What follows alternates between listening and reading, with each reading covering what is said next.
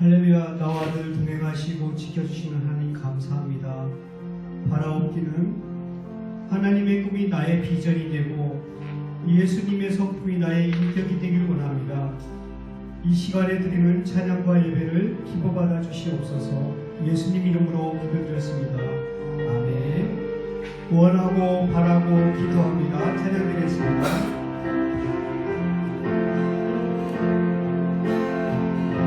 세상을 살아가는 동안에 나의 힘을 의지할 수 없으니 기도하고 낙심하지 말 것을 주께서 참 소망이 되시리라. 하나님의 꿈이 나의 비전이 되고 예수님의 성품이 나의 인격이 되고 성령님의 권능이 나의 능력이 되길 원하고 바라고 기도합니다. 주의 길을 걸어가는 동안에 주의 길을 걸어가는 세상의 것 의지할 수 없으니 감사하고 낙심하지 말 것을 주께서 참 기쁘니 주의 길을 걸어가는 동안에 주의 길을 걸어가는 동안에 세상의 것 의지할 수 없으니 감사하고 낙심하지 말 것을 주께서 참 기쁨이 되시리라. 하나님의 꿈이 나의 비전이 되고 예수님의 성품이 나의 인격이 되고 성령님의 권능이 나의 능력이 되길 원하고 바라고 기도합니다. 하나님의 꿈이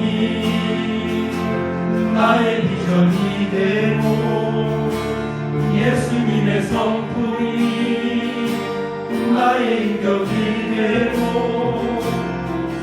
성령님의 권능이 나의 능력이 되길 원하고 바라고 기도합니다.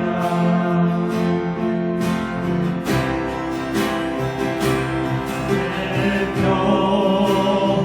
평생에 가는 길 순탄하여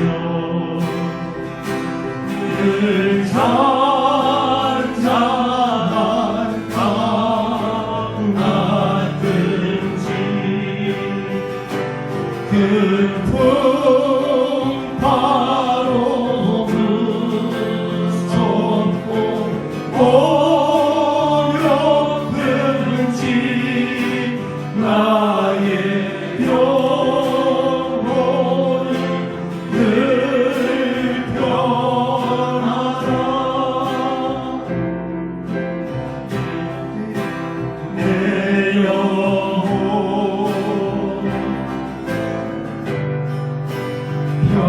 평안해.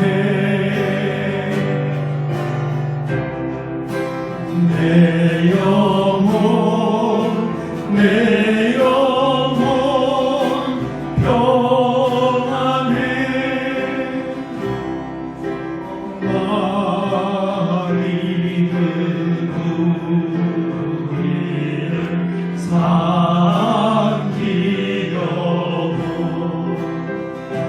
이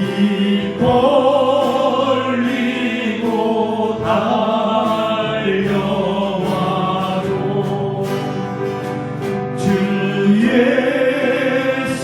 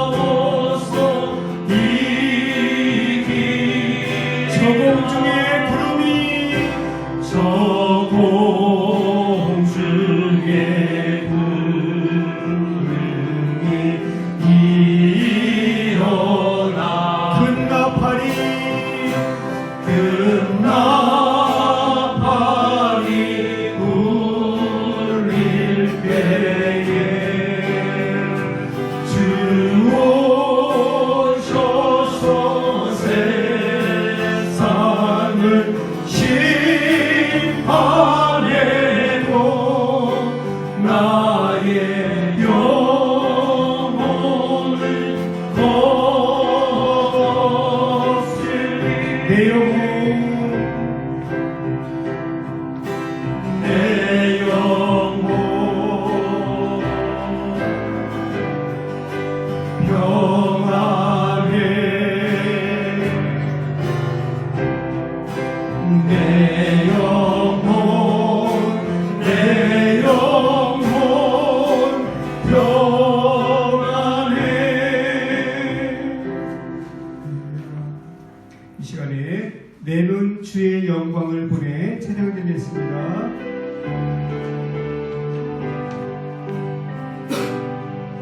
내 눈 주의 영광을 보내 우리 가운데 계신 주님 그 빛난 영광 온 하늘 덮고 그 찬송 땅 가득해 내 주의 영광을 보내 찬송 가운데 서신 주님 주님의 얼굴은 온 세상 향하네 권능의 발을 드셨네 주의 영광 이곳에 가득해 우리 손에 주님과 함께 찬양하며 우리는 전진하리 모든 열방 주 볼 때까지.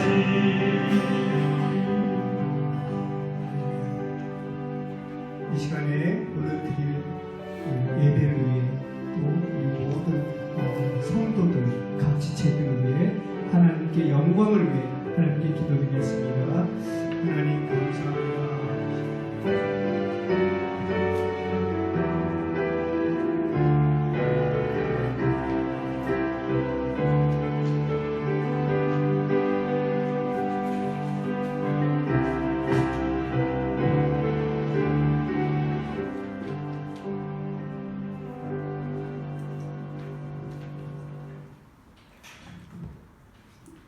모든 은혜의 하나님 곧 그리스도 안에서 너희를 부르사 자기의 영원한 영광에 들어가게 하시니가 잠깐 고난을 당한 너희를 친히 온전하게 하시며 굳건하게 하시며 강하게 하시며 터를 견고하게 하시리라.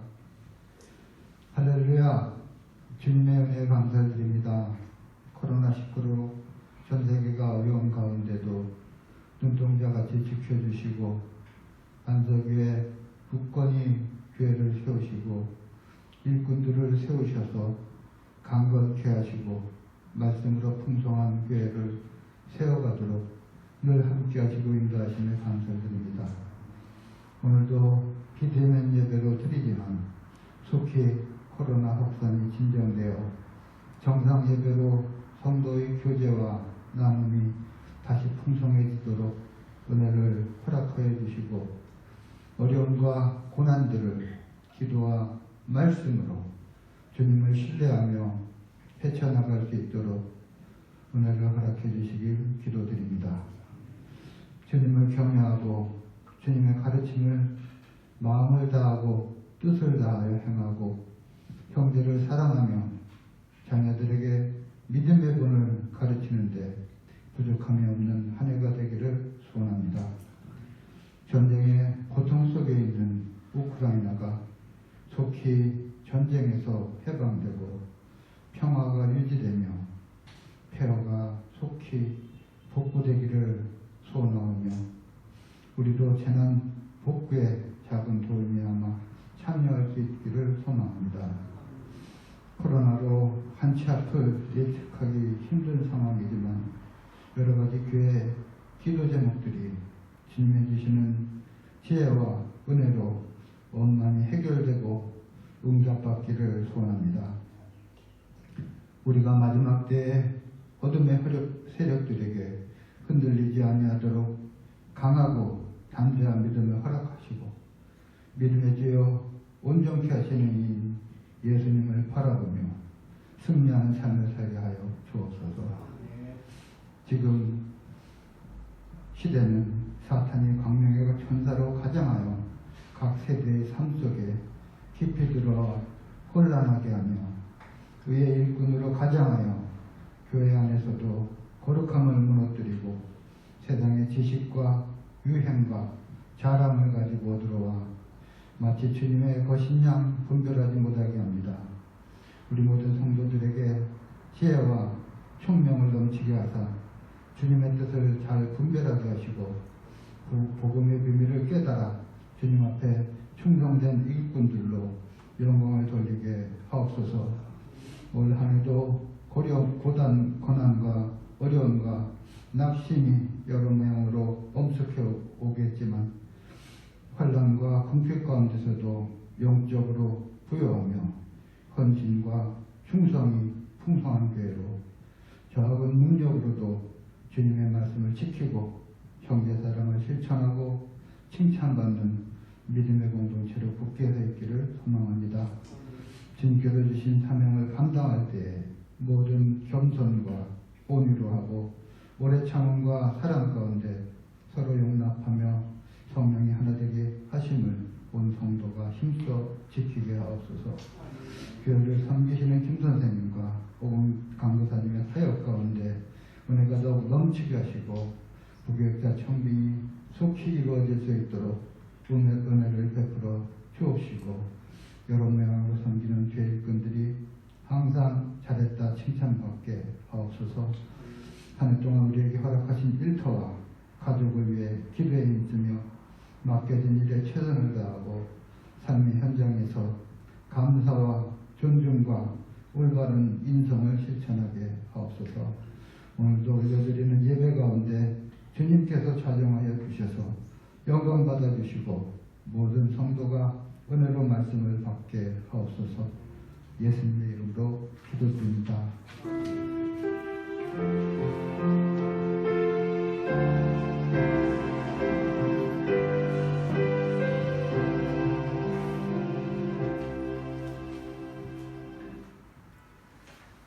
우리 함께 찬송가 620장 여기에 모인 우리 함께 찬양할 때 3절 마지막 때는 1, 2절과 다른 마무리가 됩니다. 우리 참고하시면서 620장 찬송 드리겠습니다. 여기에 모이들이 주의 은총 받은 자여라. 주께서 이 자리에 함께 계심을 아노라. 언제나 주님만을 찬양하며 따라가리니 시험을 당할 때도 함께 계심을 믿노라. 이 믿음도 굳세라. 주가 지켜주신다. 모든 맘에도 주의 밝은 빛 인도하여 주신다. 주님이 뜻하시니 헤아리기 어렵더라도 언제나 주 뜻 안에 내가 있음을 아노라. 사랑과 말씀들이 나를 더욱 새롭게 하니 때로는 넘어져도 죄우승 니를 믿노라. 이 믿음도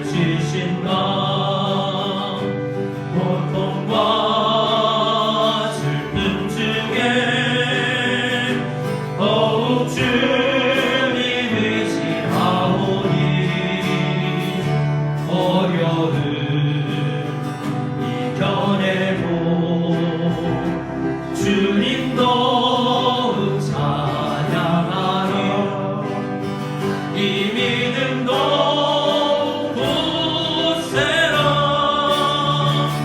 주가 지켜주신다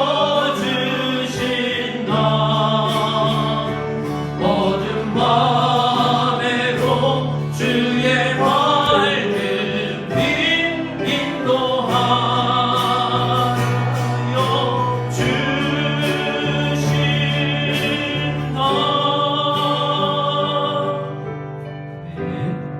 네, 함께 봉기도 올려드리겠습니다. 하나님 아버지 감사합니다. 조금 전 우리가 찬양했던 찬양의 가사처럼 여기에 모인 우리 또 우리가 인터넷으로 유튜브 앞에서 모인 우리 모든 가족들이 하나님의 뜻대로 은총받은 자들임을 고백하며 나아갑니다. 때로는 우리가 넘어지고 쓰러질 때도 있지만 최후 승리를 믿고 또한 우리가 항상 주님 뜻 안에 있음을 기억하고 승리하며 이기며 나가는 우리가 다 되게 하여 주시옵소서. 솔로몬이 성전을 다 짓고 주님 앞에 올려드리며 기도할 때 하나님께서 이 땅에 거하시지 못할 만큼 크신 하나님이지만 늘 이 성전을 향하여서 눈을 향하시고 또 이곳에서 드리는 기도를 들으신다고 믿음을 고백했던 것처럼 하나님 아버지께서 우리 성도들을 바라보시며 우리가 어디에 있든지 주님께서 축복하여 주심을 믿습니다. 특별히 우리를 불러 모으셔서 무석연합교회로 부르셨사오니 모인 우리가 물질 드릴 때 이 물질을 통하여서도 놀라운 하나님의 역사가 이루어지게 하여 주시옵소서. 미약하지만 부족하지만 주님께서 사용하시고 쓰임받는 모든 자들이 믿음이 더욱 자라나며 축복 얻을 줄 믿사오며 살아계신 우리 구주 예수 그리스도의 이름으로 기도드리옵나이다. 아멘. 이 시간 교회 소식을 몇 가지 알려드리도록 하겠습니다. 주보는 아시다시피 우리 네이버 카페에 올려드립니다. 네이버 카페에 잘 방문하셔서 올려드리는 것들을 보시고요. 올해 작년에 또 오셨던 분들 우리가 예배가 달라서 얼굴도 새 가족들 얼굴도 모르시는 분들이 계실 텐데 우리 네이버 카페에 많이 들어오셔서 활용도 해주시고 글도 써주시면 감사하겠습니다. 우리 작년 모임은 일단 한 주간은 더 연기해야 될 것 같습니다. 교육부서 모임도 마찬가지고요. 우리 코로나가 하루속히 종식되어서 함께 모일 수 있는 귀한 은혜가 있기를 원합니다. 이번 주부터 우리 센터를 개인 기도를 위해서 개방을 하는데요. 늘 개방되어 있습니다. 사실 늘 개방되어 있는데 우리 모르시는 분들 가면 안 되겠다라고 생각하는 분들도 계시는 것 같아요. 그래서 우선 우리 월요일부터 토요일까지 오전 새벽 5시에서 9시까지 또 오후 6시에서 11시까지 음악을 틀어놓고 있을 것입니다. 그래서 우리 교회 우리 센터에 66국에 3927 663927 별표를 누르시고 들어오셔서 기도해 주시면 감사하겠습니다. 물론 그 일과 중에도 언제든지 오셔서 기도하시면 되겠습니다. 개인 기도가 이렇게 모이지 못할 때 개인적으로 센터에 오셔서 교회 오셔서 많이 기도해 주시면 감사하겠습니다. 오늘도 새가족 모임이 진행됩니다. 모든 우리 새가족 모임 가운데 함께 해주시고 더 많은 성도님들을 보내주시도록 하나님 앞에 기도해 주시면 감사하겠습니다. 우리 함께 하나님의 말씀을 읽도록 하겠습니다. 하나님의 말씀은 사도행전 13장입니다. 사도행전 13장 그리고 광고 하나를 빼먹었는데요. 이번 주부터 목사의 서재 주보에 여러분 직접 받으시지 않고 네이버 카페에 가셔야 되는데 목사의 서재에 새로운 책 교회다운 교회라는 책을 연재하고자 합니다. 그래서 전체 책을 담을 수 없지만 요약하여서 나눠드리는데요. 아주 교회에 대해서 좋은 책인 것 같습니다. 그래서 요약하여서 올려드리는 이 글을 잘 아신다 생각하지 말고 우리 모두가 같은 교회를 꿈꿀 수 있도록 우리 글을 잘 읽어주시면 감사하겠습니다. 우리 함께 사도행전 13장 1절에서 5절 말씀 한 목소리로 같이 읽도록 하겠습니다. 같이 보겠습니다. 안디옥 교회에 선지자들과 교사들이 있으니 곧 바나바와 니게르라 하는 시몬과 구레네 사람 루기오와 분봉왕 헤롯의 젖동생 마나임과 및 사울이라. 주를 섬겨 금식할 때 성령이 이르시되 내가 불러 시키신 우리를 위하여 바나바와 사울을 따로 세우라 하시니 이에 금식하며 기도하고 두 사람에게 안수하여 보내니라. 두 사람이 성령의 보내심을 받아 실루기아에 내려가 거기서 배 타고 구브로에 가서 살라미에 이르러 하나님의 말씀을 유대인의 여러 회당에서 전할세 요한을 수행원으로 두었더라. 아멘. 자, 우리 현장에는 몇 분 계시지 않고 우리 유튜브 영상 앞에는 가족들이 모였을 텐데요. 오늘은 이렇게 인사를 나눴으면 좋겠습니다. 서로 얼굴을 좀 보시면서 멀리 있더라도 관상을 봐줍시다. 자, 얼굴을 보고 관상을 보고 이렇게 이야기합시다. 관상 보셨습니까? 관상 본대로 이야기를 해야 되는데요. 본대로 이야기하면 안 되고요. 저를 따라해 주시기 바랍니다. 귀하게 쓰임 받으실 상입니다. 귀하게 쓰임 받으실 예, 하나님께서 귀하게 쓰실 상입니다. 우리 얼굴 형태가 어떻게 생겼든지 나이가 어떠하든지 남자든지 여자든지 하나님께서 귀하게 쓰실 줄 믿습니다. 아멘. 우리는 전체를 보지 못하는 존재잖아요. 과거를 떠올리긴 하지만 미래를 알 수가 없어요. 그리고 많은 사람들이 역사를 통해서 나 자신을 보는가 하면 대부분의 사람들이 눈앞에 있는 문제, 또 내일 문제 이 정도 생각하면서 살아가기 쉬운 것 같습니다. 그래서 전체를 보지 못하기 때문에 우리는 때로는 당황하게도 되죠. 오늘 이 시간 자녀들하고 예배를 드리는 우리 부모님들이 계실 텐데 자녀들을 보면 좀 어떻습니까? 우리 중학교, 고등학교 다니는 자녀들을 보면 우리 애들 걱정이 없죠? 제발 공부 좀 하지 마라. 건강 상한다. 이런 이야기 하면 말려야 될 정도로 걱정이 없으신가? 아니면 얘가 커서 뭐가 되려고 그러나? 이런 걱정이 있는지 모르겠습니다. 우리 아이의 지난 10년, 20년 또는 최근 몇 달, 최근 몇 년을 보면 걱정스러울 수도 있습니다. 근데 우리 미래를 모르잖아요. 하나님 나라의 큰 계획 속에서 하나님께서 우리 아이들을 어떻게 쓰실지를 몰라요. 하나님 앞에 쓰임받는 많은 사람들이 어릴 때 어떠했겠습니까? 우리는 잘 모르는 거예요. 그래서 하나님 나라의 큰 시각을 믿음의 눈으로 보고 자녀들을 바라보면 소망을 가질 수 있습니다. 우리 아이들을 바라보면서 늘 제가 뭐 되려나 라고 생각하지 마시고 10년이 뒤, 20년 뒤 우리의 소망이다. 우리나라를 이끌어갈 아이들이다 라고 생각하면서 축복하는 마음으로 봐주시면 감사하겠습니다. 아내가 남편을 볼 때, 남편이 아내를 볼 때는 어떻습니까? 한 10년, 20년 살아보니 이제 소망이 없습니까? 포기하지 마시기 바랍니다. 소망을 거두지 마시고요. 하나님께서 우리 가정을 어떻게 바꾸실지 알지 못해요. 제가 아는 한 목사님은 중년에 될 때까지 아내의 근심거리였어요. 근데 어느 날 아내의 눈물을 보고 하나님께서 목회로 부르셔서 귀한 목사로 쓰임받은 사람도 있습니다. 우리가 어떻게 달라질지 모르고 하나님 앞에 어떻게 쓰임받을지 몰라요. 오늘 이 하루를 보고 너무 근심할 필요가 없다는 거죠. 오늘 교회를 보면 어떻습니까? 오늘 하루 이 한 해 이 시간에 교회를 바라보고 실망을 하고 소망을 거두지 말아야 됩니다. 하나님의 전체 역사 가운데 교회를 바라볼 수 있어야 됩니다. 요즘 우리는 사도행전을 보지 않습니까? 오늘은 사도행전 13장의 아주 작은 5절을 중심으로 볼 거예요. 이 말씀 5절을 볼 때 이 앞뒤만 바라봐서도 안 됩니다. 사도행전 전체 속에서 우리 이 상황을 봐야 되겠죠. 사도행전 안에서만 봐야 되겠습니까? 사실 전체 우주 역사와 성경 창세기부터 요한계시록의 교회의 역사로 통해서 이 본문을 바라보면 또 달리 보일 거예요. 안디옥 교회에서 일어났던 작은 일, 또 그 교회 안에 있었던 5사람의 이름이 나오지만 여러분 한 장면이에요. 아주 짧은 기간에 대한 기록이지만 하나님께서 이 큰 원대한 하나님 나라 가운데서 이 5명과 한 교회를 사용하시는 것을 우리가 보게 되는 거예요.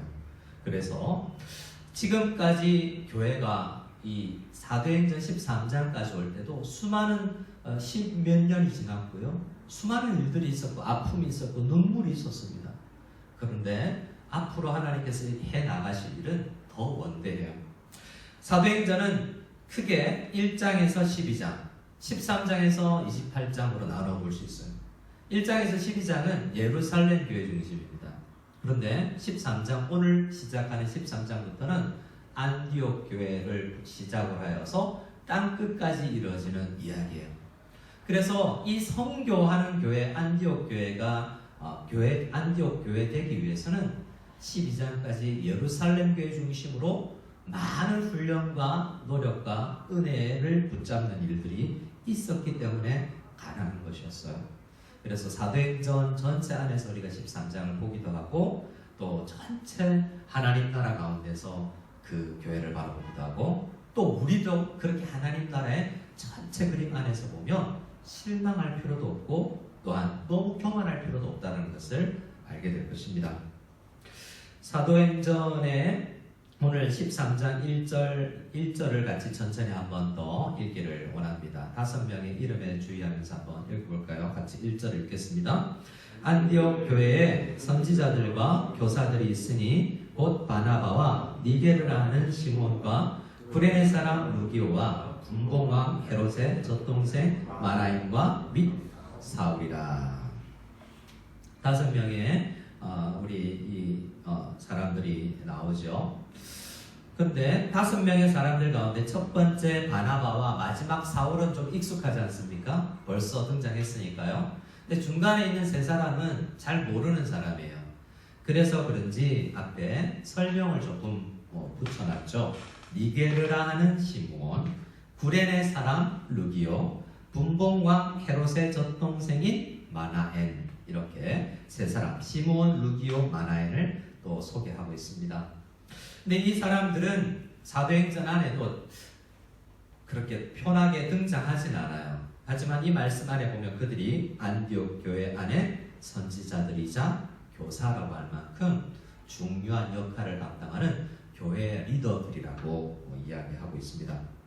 이 사람들의 면면에 대해서는 다음 주에 조금 더 말씀을 드릴 거예요. 같은 본문으로 우리 다음 주에는 다른 시각에서 말씀을 전하고자 하지만 오늘은 이 사람들의 공통점 하나를 잡고 말씀을 이어갔으면 좋겠습니다. 이 사람들의 공통점이 뭘까요?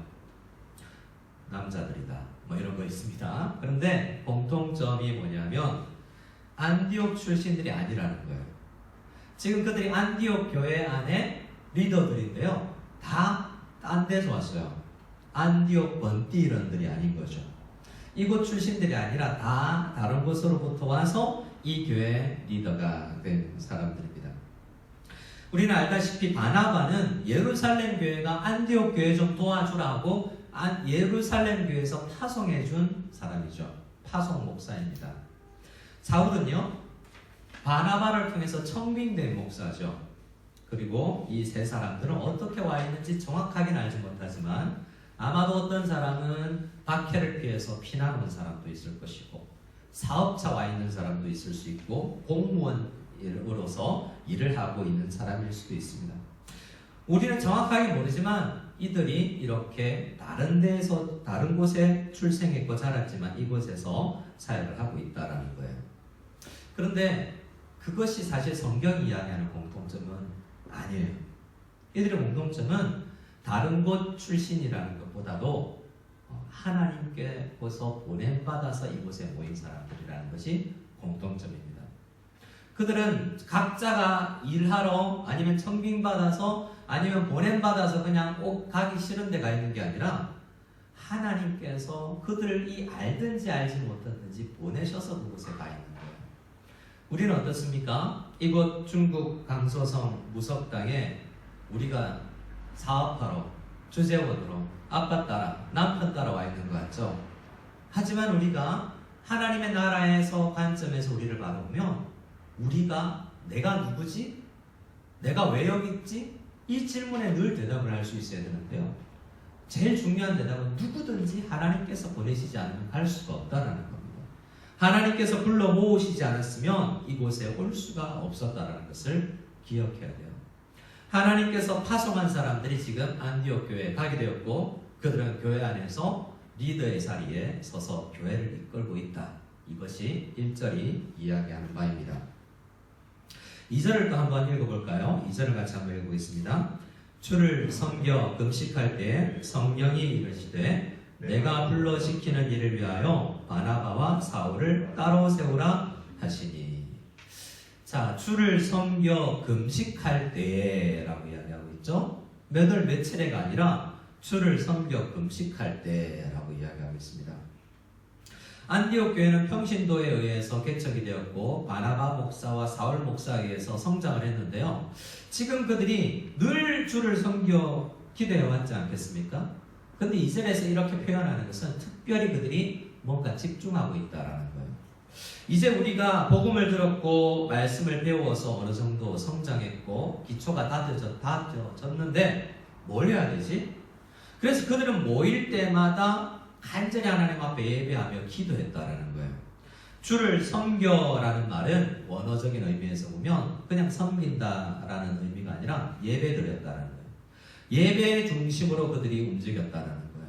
그리고 흩어지나 모일 때나 그들은 금식했다고 합니다. 금식했다라는 의미는 민감하게 주의 음성을 듣기 위해서 내 소리를 굉장히 줄이는 것을 의미해요. 시간도 아끼뿐만 아니라 내 소리가 아니라 하나님의 음성을 듣기 위해서 굉장히 귀를 기울이는 자세가 금식한다라는 표현입니다. 그래서 이 상황은 안디옥 교회가 우리 교회가 이제 뭐 해야 되지? 우리 교회를 하나님께서 이렇게 복음을 전하셨는데 그래서 우리를 구원하셨는데 교회로 만드셨는데 우리 교회는 뭐 해야 되는 교회지? 이런 질문을 가지고 전체 교회가 고민을 하고 기도를 했다는 것이고 특별히 5명이 이 기도하는 일에 예배하는 일에 앞장섰다라는 일인 것입니다. 이러할 때 성령님께서 말씀하세요. 여러분 우리는 가끔 하나님 왜 안 보이시지? 하나님 왜 드러나게 눈에 딱 보이게 일하시면 좋을 텐데 안 보이시지? 라고 이야기하는 분들이 있는데요. 하나님은 보이시기도 하고 하나님 일하시는 게 손에 잡히듯이 일하시는 분이에요. 단지 우리가 모를 뿐이죠. 과학자들은요, 어떤 하나님 믿지 않는 과학자들이 열심히 공부해서 하나님 없는 이유만 찾는 자세로 가기 때문에 하나님의 음성을 들을 수도 없고 볼 수도 없어요. 그런데 시편 19편이나 많은 사람들은요, 예수 믿는 과학자들은 우주를 바라보면서 하나님 계시구나라는 걸 알잖아요. 어떤 사람이 하나님의 음성을 듣고 성령의 음성에 귀를 기울이고 어떻게 성령의 음성의 메시지를 듣게 됩니까? 이렇게 주를 섬겨 금식할 때나 들을 수 있습니다. 주중에도 어떤 성도님들이 와서 금식하며 기도하는 모습을 봅니다. 목사님 금식하면서 특별히 교회를 위해서 뭘 해야 될지 기도하고 있는데 깨달음이 왔어요. 이렇게 이야기하는 분도 있습니다. 왜 금식을 합니까? 내가 뭘 해야 되지? 우리 교회가 뭘 해야 되지? 긴밀하게 하나님 앞에 무릎 꿇는 심정으로 간다는 거예요. 그러니 성령님께서 어떠한 방식이든 그들에게 말씀해 주시는 거죠. 하나님은 설교를 통해서 큐티를 통해서 다양하게 말씀하고 계시는데 왜 하나님은 말씀하시지 않지라고 생각하지 말아야 된다는 것입니다. 성령님께서 안디옥 교회에게 무엇을 명령하십니까? 이렇게 2절 중반에 내가 불러 시키는 일을 위하여 바나바와 사울을 따로 세우라 라고 이야기해요. 너희 5명 있지? 굉장히 너희들 교회 안에 중요한 역할을 하고 있지? 그 둘 중에 2사람 일단은 그 사역에서 배제, 따로 분리시켜. 내가 따로 쓸 거야 라는 거예요. 어디에 쓸 거냐는 것은 안 가르쳐주고 일단 2사람은 따로 쓴다라는 것을 알려주죠. 그리고 나서 3절에 이해라고 이야기하죠. 아니 바나바 목사님 우리 담임 목사님인데 사울 목사님 우리 부목사님인데 어떻게 하지? 이 2분 안 계시면 우리 어떡하지? 긴급하게 그들은 이해 더 금식하며 기도했다라고 이야기합니다. 하나님께서 그들을 빠르게 쓴다고 하니까 교회가 더 하나님 어떻게 해요? 우리 교회는 어떻게 운영되어 나가야 됩니까? 너희 3사람 중심으로 이제 더 열심히 하나님 내가 알려주는 대로 목회해 나가고 바나바와 사울은 내가 따로 세워서 다른 일에 쓸 것이다 라고 말씀을 해 주셨다라는 것입니다. 물론 어떻게 말씀하셨는지 그 5명 중에 누구에게 말씀하셨는지 너무 궁금하죠. 하지만 결론은 성령님께서 분명히 알아들을 수 있도록 그렇게 말씀하셨다라는 것입니다. 안디옥 교회 입장에서는 제발 떠나가지 말고 여기 있어주세요 라고 할 만큼 인재들이죠. 우리로는 부족합니다라고 생각할 만하겠죠. 그러나 하나님의 계획은 달라요. 우리 생각과 우리 대부분의 생각과 하나님의 생각이 다를 수 있어요. 하나님의 관점에서 보자면 말이죠. 그래서 교회는 어떤 면에서 민주주의가 아니에요. 하나님 나라는 왕정이잖아요. 우리의 다수결로 해야 되지 않을 때가 많습니다. 하나님께서 말씀하시면 어렵고 힘겨울 때라도 그것을 해야 될 때가 있는 것입니다. 자, 두 사람에게 그래서 결국에 안수하여 보내니라 라고 3절에 이야기하고 있습니다. 두 사람에게 안수하여 보내니라 라고 하는데 어떻게 보낸다는 이야기인가? 여기서 보냈다라는 것 자체가 선교예요. 보냈다라는 것은 선교사로 보냈다라는 의미예요. 두 사람에게 안수했는데요. 그러면 그들에게 직분이 없었는데 안수하면서 선교사가 되었는가? 그건 아니에요. 여기서의 안수는 보통 우리가 목사 안수, 장로님을 안수할 때, 안수 집사님을 임직을 할 때 안수하고 달라요. 다양한 안수가 있는데요. 여기서 안수한다는 것은 하나님께서 이 두 사람을 선교사로 보내시는 것을 믿는다는 전체 교회의 동의의 표현이에요. 우리가 당신 두 사람 우리 교회의 선교사님으로 인정합니다. 앞에 있는 3사람이나 5사람이 아니라 우리 교회 전체가 그것을 인정합니다라는 공적인 표현이고요. 또 하나는 앞으로의 선교사에게 있어서 성령님께서 함께해 주시기를 원합니다라는 간절한 기도를 담은 액션인 것입니다. 그런데 그러면 두 사람을 누가 선교사로 보냈을까요?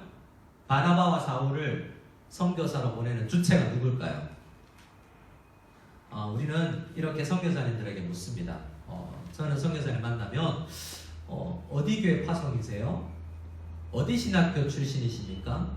어떤 선교단체에서 훈련을 받으셨나요? 이게 3가지 정도 물으면 그분에 대해서 대략 알 수가 있거든요. 자, 그래서 우리는 사람을 선교사를 바라볼 때 어떤 교회 파송인지, 어떤 교회 협력 선교사인지, 어떤 선교기관 소속인지, 어떤 신학 과정을 밟았는지, 이것이 그 사람의 색깔을 드러내주는, 선교의 사역의 색깔을 드러내주는 거예요. 그래서 우리는 어떤 교회에서 파송을 받았다라고 생각하기 쉬운데요. 4절은 굉장히 다르게 설명하고 있습니다. 우리 4절 말씀을 한번 읽어볼까요? 4절 읽겠습니다. 시작. 두 사람이 성령의 보내심을 받아 실루기아에 내려가 거기서 묵하고, 두 사람이 누구의 보냄을 받았다라고 이야기하고 있습니까? 성령님의 보내심을 받았다 그러죠. 자, 3절을 보면 교회가 안수하여서 교회가 보냈는데 4절에 보면 성령님이 보내셨다라고 이야기하고 있는 것입니다. 누가 보낸 걸까요? 둘 다 보낸 거지만 실질적으로는 성령께서 파송하신 것입니다. 교회가 파송하는 형식을 취하지만 실제로는 성령님께서 보내시는 거예요. 지금까지도 성령님께서 보내셔서 이 안디옥 교회에 있었고, 이제 성령님께서는 그들을 다른 곳으로 보내시는 것입니다. 새로운 사역지로의 출발이지요. 그렇게 보면 사실 안디옥 교회가 바나바와 사울을 파송한 것이 이번이 처음이 아니에요.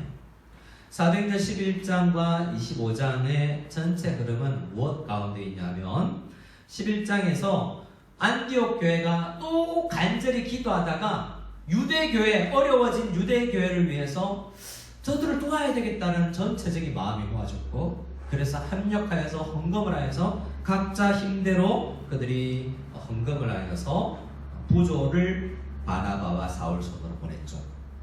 이건 뭘까요? 이것도 안디옥 교회가 바울과 바나바와 사울을 보낸 거잖아요. 11장 30절 마지막에 바나바와 사울의 손으로 장로들에게 보내니라 라고 이야기하고 있잖아요. 이때도 파송받은 거예요. 이때는 선교로 갔을까요? 이미 교회에 있는 곳으로 갔잖아요. 이것은 구제를 위해서 보냄을 받은 것입니다. 그리고 12장 25절에 보면 구제 사역을 다 마치고 돌아왔다라고 이야기하고 있죠. 자, 이건 안디옥 교회가 구제 사역을 위해서 보냈죠. 이건 누가 보냈을까요? 이 일도 성령님께서 교회를 감동하게 하셔서 성령께서 보내시는 일입니다. 사실 교회의 많은 일들은 성령께서 하시는 일입니다. 유대 지역에 큰 기근이 났을 때 이 두 사람이 파송된 때는 선교사로 갔다기보다도 구제 사역을, 돌보는 사역을 하러 간 거예요. 그런데 그래서 이 두 가지 일이 다른 게 아닙니다. 성령께서 하나님 나라를 이끌어갈 때에 때로는 구제로, 때로는 복음을 전하는 일로, 때로는 다른 일로 사람들을 보낸다는 거예요. 그래서 큰 의미에서 모든 하나님의 보내시는 일들은 선교라고 할 수 있습니다. 보냄받은 일은 다 선교다라고 큰 의미에서의 선교다라고 할 수 있는 거예요. 제가 아는 선교사님은 성경 번역 선교사인데요. 성경 번역 선교사 회에 성경을 번역하는 사람가 있잖아요. 헬리콥터 보는 사람. 아주 오지에 가기 때문에 헬리콥터하고 무선 통신하고 이런 사람, 전기 기술자들 이런 사람들도 다 선교사들인 거예요. 간접적으로 선교를 돕는 사람들인 것이죠. 하나님은 직접 교회를 통해서 파송하는 직접 일하시지만 간접적으로 교회를 통하여서 파송 형식을 취하여서 일하는 것을 방법을 선택하셔서 일하는 것입니다. 오늘 우리도 이곳에 하나님께서 보내셔서 와 있어요. 다양한 일을 합니다만 우리가 하는 다양한 일들이 내가 하는 일, 누가 시켜서 하는 일이 아니라 성령께서 우리에게 마음을 주셔서 감동하여진 일이라는 것을 생각할 필요가 있고, 내 마음대로 그래서 해서는 안 되고 교회 전체가 인정하는 가운데서 하는 일이어야 그것이 성령께서 인정하는 일이구나 라고 생각할 필요가 있습니다. 자, 오늘은 이 사도행전 13장 1절에서 5절까지의 말씀을 보내시는 분들, 보내시는 분과 보냄받은 사람들로 읽어내기를 원해서 지금까지 말씀을 나눴어요. 그러고 보니 성경을 보면 하나님은 보내시는 분이라는 것을 알 수 있습니다. 하나님 어떤 분이라고요? 보내시는 분. 한번 묻겠습니다. 대답을 마음속으로 해주시기 바랍니다. 여러분들 하나님께서 보내셔서 이 자리에 계시는 줄 믿으십니까? 아멘. 예, 아멘. 저는 보냄받아서 이 땅에 왔다고 생각해요. 성경을 보면 하나님께서 사람들을 수없이 보내고 있어요. 많은 사람이 있는데 아주 특별하게 몇 사람을 뽑아서 보내고 있습니다. 창세기 45장을 보면 요셉을 보낸 이야기가 나옵니다. 창세기 45장에 요셉의 고백을 보면요, 이 요셉의 고백은 요셉의 형제들을 향해, 주로 형님들이죠. 형님들을 향하여서 말하는 요셉의 고백이에요. 어떤 형님들인 줄 아세요? 요셉을 싫어해서, 굉장히 미워해서 죽이고 싶어 했던 형님들이고요. 그래서 인신매매하는 사람들에게 요셉을 팔아서 이집트에 가게 만든 사람들이에요. 형님들은 사실은 어디를 갔는지도 죽었는지도 몰라요. 아마 죽은 줄 알겠죠. 그런데 요셉은 팔려서 이집트까지 가 있었습니다. 요셉 같은 경우에는 형제들의 배신에 의해서 수없이 고난을 경험하고 이집트에 와서 눈물의 빵을 먹고 수없이 많은 날들을 원망과 아픔으로 보냈을 것입니다. 근데 이상하게 요셉은, 우리가 성경 창세기에서 만나는 요셉은 원망으로 이를 갈며 복수할 날을 기다리는 사람이 아니었다라는 것을 우리가 알게 됩니다. 우리가 하나님 나라 전체의 관점에서 내 인생과 내 삶을 바라보지 못하면 내가 누구지? 내가 왜 여기 있지? 내가 왜 이집트에 와 있어야 되는 거지? 이해가 안 되잖아요. 요셉은 이 질문을, 내가 누구지? 이 지역 안에서, 우리 교회 안에서 내가 뭘 해야 되지? 이 질문에서 혼란스러운 것이 아니라 그 하나님 나라 전체 안에서 포기하지 않고 그 기도를 해나갔을 때 하나님께서 깨달음을 주셨고, 그 깨달음을 사실은 원수 같은 형제들에게 이야기하고 있는 거잖아요. 우리 창세기 45장 7절 8절을 같이 읽어보겠습니다.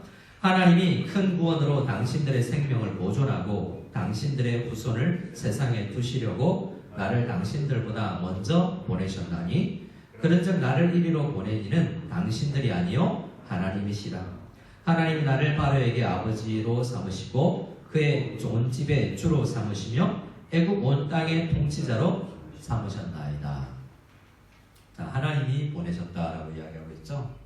요셉은 팔려갔지만 그렇게 고백하고 있잖아요. 하물며 우리는 어떻겠습니까? 네, 요셉은 하나님께서 이집트 왜 보내셨는가? 복음 전하려고요? 그것보다 창세기에 나오는 것은 이집트 사람들의 기근을 방지하고 이집트 사람들에게 새로운 정치 기술과 경제 개념을 만들기 위해서 요셉에게 지혜를 주셔서 이집트에 대한 정치, 경제 영역에 쓰임받을 수 있도록 하나님께서 보내셨어요. 그리고 가족들을 위한 먼저 보금자리를 예비하는 그런 작업도 하죠.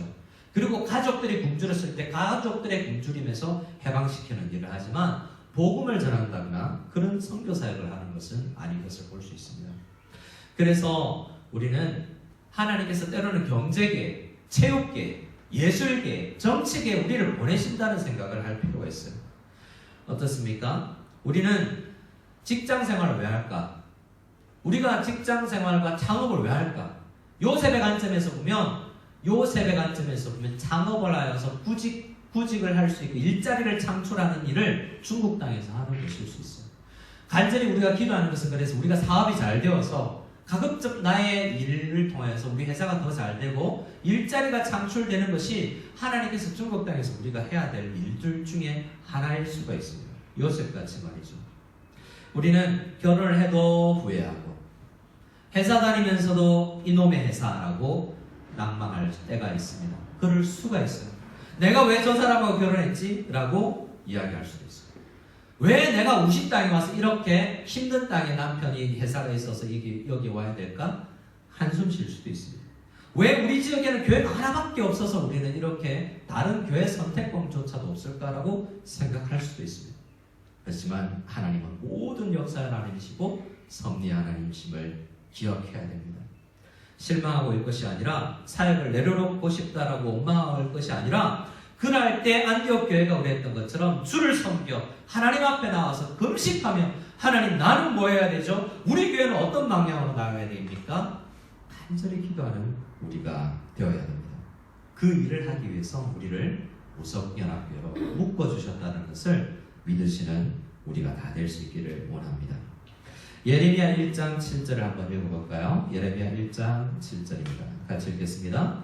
여호와께서 내게 이르시되 너는 아이라 말하지 말고 내가 너를 누구에게 보내든지 너는 가며 내가 내게 무엇을 명령하든지 너는 말할지니라. 아멘. 예레미야도 보냄을 받았습니다. 예레미야는 뭘 하러 보냄받았냐면 일하고 경제 그런 거 아니에요. 예레미야는 오직 설교하고 선포하러 보냄받은 사람이에요. 선교사죠. 구약 역사를 보면 그렇게 두 가지가 나와 있어요. 일하는 사람, 설교하는 사람.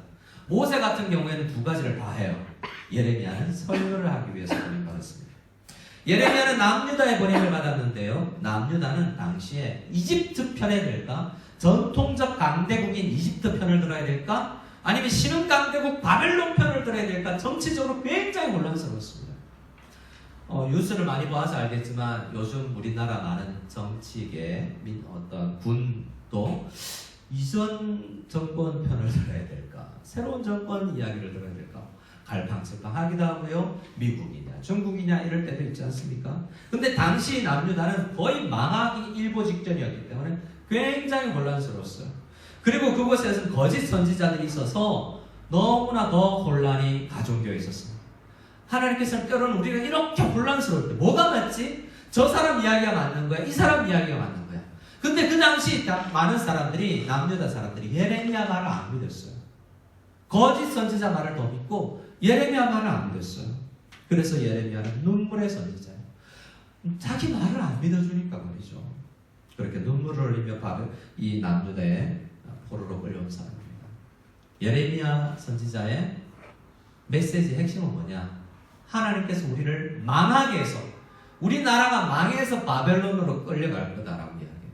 슬픈 일이잖아요. 근데 예레미야는 뭐까지 바라보는지 아세요? 나라가 망해도 그냥 망하는 게 아니라 하나님 뜻이 있대요. 바벨론에 이스라엘 전체를 선교사로 보낸다는 거예요.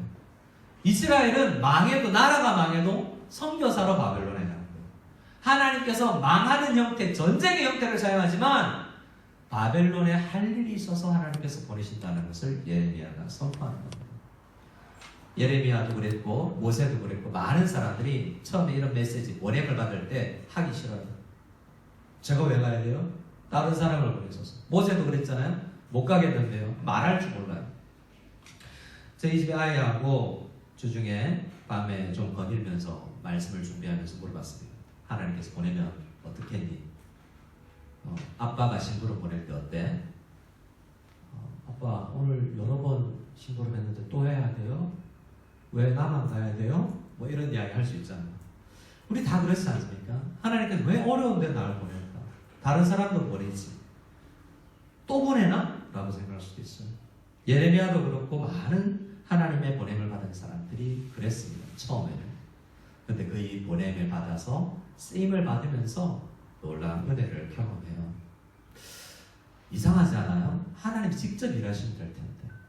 하나님은 지금도 나타나셔서 역사하실 수 있는데, 기적을 일으키시면서 일할 수도 있는데 왜 연약한 사람을 보내서 일하실까?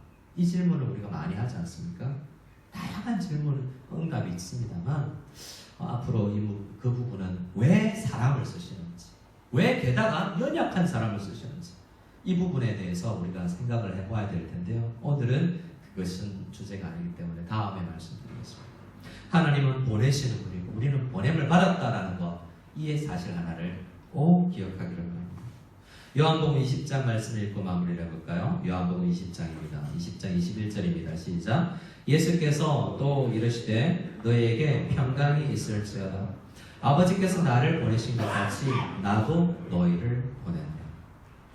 요한복음의 이야기를 핵심을 보면요, 요한복음은 성부 하나님의 보냄을 받아 이 땅에 오신 분이라고 소개됩니다. 그런데 예수님은요, 또 성자 예수님은 제자들을 보내요. 그 제자들이 가서 교회를 세웠고요, 그 교회는 또 사람들을 보냅니다. 다양한 일들로요. 근데 그 모든 일 뒤에 하나님이 계시고 성령님이 계시는데, 오늘 본문인 안디옥 교회는 주 파송자가 성령님이라는 것을 알 수 있습니다. 그래서 우리는 뭘 확신할 수 있죠? 하나님께서 바나바와 사울을 보내시기만 하는 것이 아니라 안수하면서 온 교회가 간절히 기도했던 것은 보내시는 성령님, 성령 충만으로 그들과 함께 해주셔서 보냄받은 일에 늘 힘을 더하셔서 능히 감당할 수 있는 사람들이 되게 하옵소서. 일하시는 분들도 결국 성공을 이뤄내시는 분이 사람이 아니라 성령 하나님이 칭송받게 하옵소서라고 그들이 기도했었던 것처럼, 우리도 각 보냄받은 일에 성령님께서 나를 보내셨다면 내가 한다고 생각하면 너무나 힘들고 어렵지만, 비록 눈물 나는 상황이지만, 요셉처럼 원망스러울 때가 있지만, 그곳에서도 꿈을 잃지 않고 하나님이 보내셨다는 것을 잊지 않고 금식하는 마음으로, 하나님 왜 저입니까? 저 쓰임받을 수 있습니까? 간절히 기도하며 힘을 얻고 그 일에서 주님 앞에 쓰임받는 우리 모두가 될 수 있기를 원합니다. 하나님께서 우리 모두를 보내십니다. 앞으로 향후 얼마간 지금 우리가 부를 찬양을 좀 부를까 생각해요. 파송의 노래라는 찬양인데요, 오래된 찬양이죠. 이 찬양인데 우리 주일마다 모였다가 우리는 또 흩어지잖아요. 이 흩어지는 것도 매주 우리가 확신하면서 갔으면 좋겠습니다. 모였고 말씀을 들었는데 내가 가정으로 보냄받았다, 내가 직장으로 보냄받았다, 내가 중국 땅, 내가 받는 땅 곳곳으로 내가 보냄받았다라는 생각을 가지고 나아가는 우리가 되기를 원합니다. 때로는 디도처럼 재정관리를 위해서, 아볼로처럼 성경교사로, 익명의 그리스도인들은 복음 전하는 일로, 회사 일로, 요셉처럼 이런 경제적인 일로 보냄을 받지 않습니까? 우리도 이 시간 예배드리고 나면 우리 인터넷으로 예배드리는 친구들도, 우리 중고등부 학생들도 오늘 예배드리고 나면 학교로도 보냄을 받잖아요. 학교 안에서도 할 일이 있습니다. 정말 하나님, 내가 왜 학생이죠? 난 뭘 해야 되죠? 라고 고민하고, 진짜 큰 일로 보냄받기 전에 오늘 하루도 보냄받았다, 학교로 보냄받았다 생각하고 열심히 공부하고 시간을 허투루 보내지 아니하는 보냄받은 자의 사명을 감당할 수 있는 학생들도 되고, 우리 부모들도 자녀를 양육하는 데, 훈련하는 일에 보냄받았다는 것을 믿고 나아가기로 하고, 우리 모든 교사 선생님들도 내 직분이 성령님께서 보내신 일이라고 믿고 기도하며 나아가는, 하루속히 모여서 우리 아이들에게 말씀 전해야 될 텐데 라고 간절히 우리가 이 코로나 기간 가운데서 기도할 수 있는 우리가 다 될 수 있기를 소원합니다. 함께 파송의 노래 찬양하겠습니다.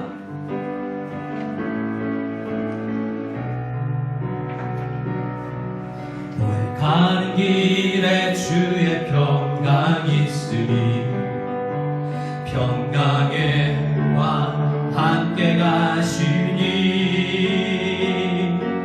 너의 걸음 걸음 주 인도하시리,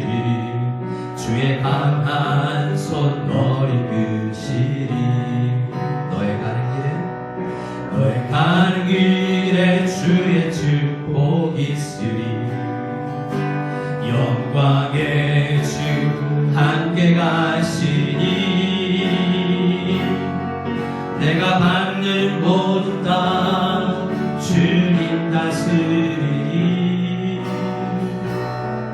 너는 주의 길 예비게 우리 다시 한번 처음부터 너의 가는 길에 주의 평강이 있으리 평강의 왕 평강의 왕 우리 자녀들을 축복하면서 한번 기도해 찬양해주세요. 너의 걸음 주 인도하시리 주의 강한 손 너를 이끄시리 너의 가는 길에 주의 축복이 있으리 영광의 주 함께 가시리 내가 받는 모든 땅 주님 다스리리 너는 주의 길 예비해 되리 주님 나라 위하여 길 떠나는 나의 형제여 주께서 가라시니 너는 가라 주의 이름으로 거칠은 광야 위에 꽃을 피어나도 세상은 내 안에서 주님의 영광 보리라 강하도 담대하라 세상이 이기신 주들 함께 너와 동행 하시며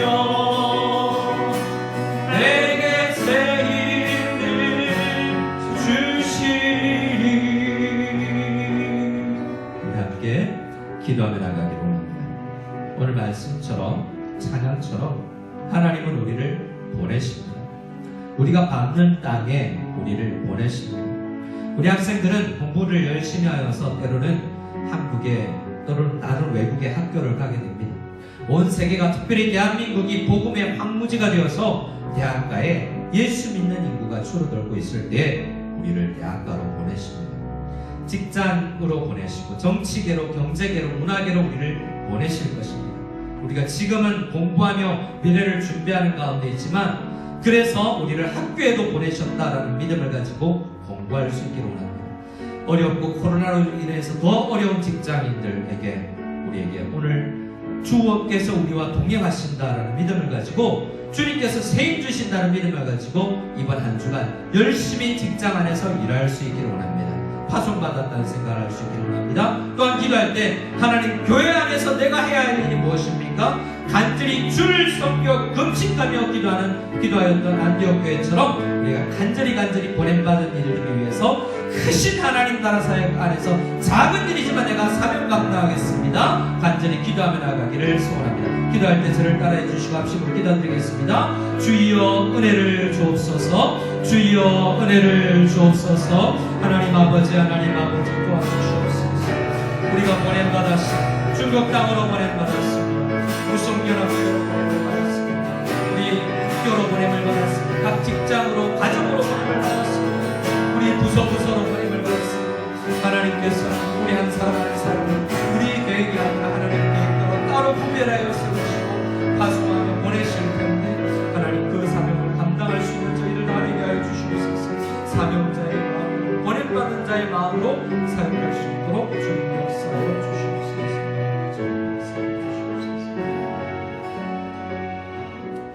하나님 감사합니다. 이번 한 주간도 우리를 각 처소로 우리를 보내실 줄을 믿습니다. 그곳에서 하나님의 자녀로 하나님의 사명자로 큰 의미에서의 선교사로 우리가 사명 감당할 수 있는 저희가 다 되게 하여 주시고 우리 교회도 주를 섬겨 금식하며 하나 되는 교회 되게 하여 주시옵소서. 이제는 우리 주 예수 그리스도의 한이 없는 은혜와 하나님 아버지의 지극한 사랑과 성령님의 교통하심과 우리를 훈련하심과 우리와 함께 하심과 우리를 보내심의 은혜가 지금으로부터 우리 모든 성도님, 무성리학교의 성도님들 머리 위에 영원토록 함께 계실지어다.